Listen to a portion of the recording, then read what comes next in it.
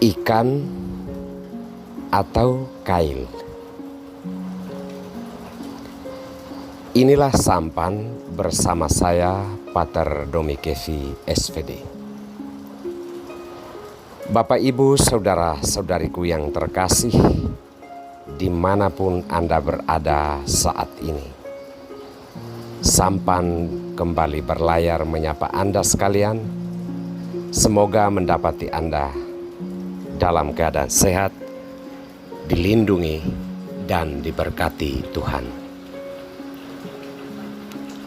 Saudara-saudariku terkasih, ada nasihat, kalau mau membantu orang, prinsipnya adalah berikan dia kail, bukan ikan.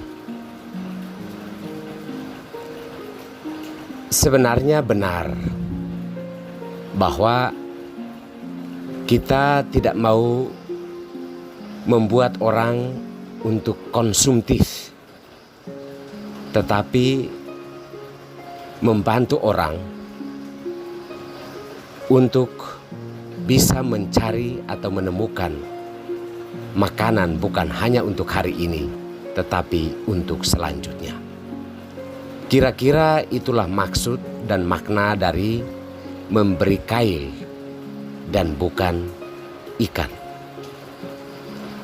Namun Bapak, Ibu, saudara-saudari yang terkasih, prinsipnya berbeda. Kalau untuk program jangka panjang, memang kail itulah yang utama. Tetapi bahwa jika di sekitar kita ada orang yang hampir mati kelaparan, memberikan kail sepertinya bukan ide yang tepat. Karena orang butuh ikan, orang butuh makan saat itu. Orang tidak membutuhkan program ketika ia sedang hampir sekarat karena kelaparan. Saudara-saudariku terkasih, hari ini dalam Injil kita mendengar bahwa Yesus tergerak oleh belas kasihan kepada banyak orang yang sudah berhari-hari mengikutinya. Yesus berpikir bahwa seandainya saja ia menyuruh mereka pulang ke kampung-kampung atau ke desa-desa, mereka pasti akan rebah di jalan karena kelaparan. Artinya Yesus memikirkan mereka butuh makan saat ini. Oleh karena itu, ia menyuruh para muridnya untuk memberi makan kepada orang-orang banyak itu. Namun, jawaban para murid adalah bahwa apa yang mereka miliki tidak sebanding dengan jumlah orang yang harus dilayani. Yesus akhirnya meminta apa yang sebenarnya ada pada mereka. Mereka memberikan kepada Yesus 7 buah roti dan juga beberapa ekor ikan. Setelah menerima semua itu, Yesus mengucap syukur, memohon berkat atas 7 buah roti itu, lalu dibagi-bagikannya kepada orang sebanyak itu, kurang lebih 4.000 orang.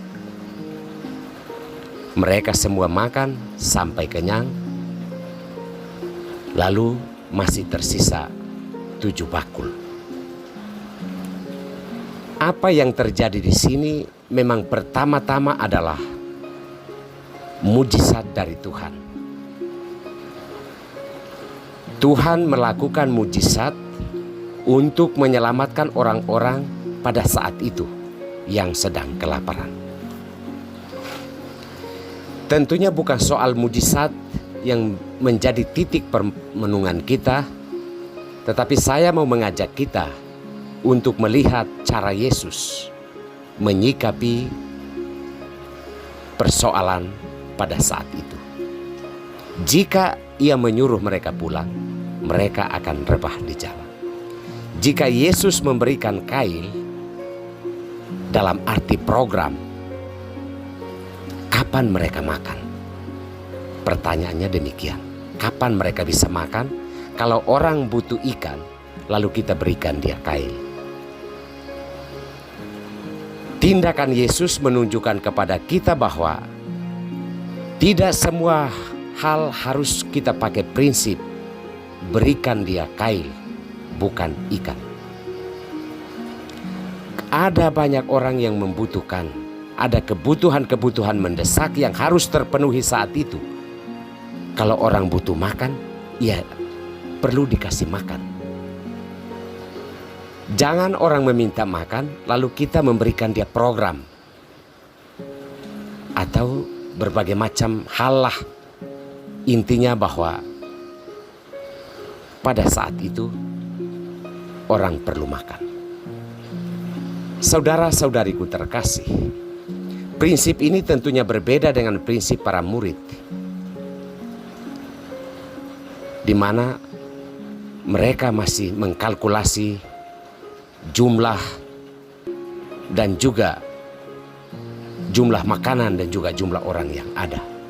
Tetapi Yesus menunjukkan suatu tindakan sederhana bahwa memberi, tindakan kasih atau tindakan memberi tidak butuh logika antara jumlah yang makan dan jumlah makanan yang ada. Intinya bahwa kita memberikan hati kita pada saat itu. Jumlahnya banyak atau tidak, tetapi kalau pemberian kita ikhlas, orang akan menikmatinya dengan sukacita, walaupun masing-masing mendapat potongan kecil saja. Saudara-saudariku terkasih, kita hidup dalam keluarga dan juga baik sebagai biarawan-biarawati, berhadapan dengan banyak orang yang berkebutuhan. Terhadap situasi-situasi seperti ini, Yesus mengajak kita untuk bisa membedakan konteks orang butuh ikan atau orang butuh kail. Orang membutuhkan ikan untuk kebutuhan saat ini, tetapi orang membutuhkan kail untuk kelangsungan hidup dia beberapa waktu yang akan datang. Oleh karena itu, marilah kita bijaksana dalam karya-karya pelayanan kita terhadap sesama. Kita perlu mengambil sikap yang tepat, tergerak oleh belas kasihan untuk secepatnya membantu dan menolong sesama yang membutuhkan. Semoga Tuhan memberkati kita semua.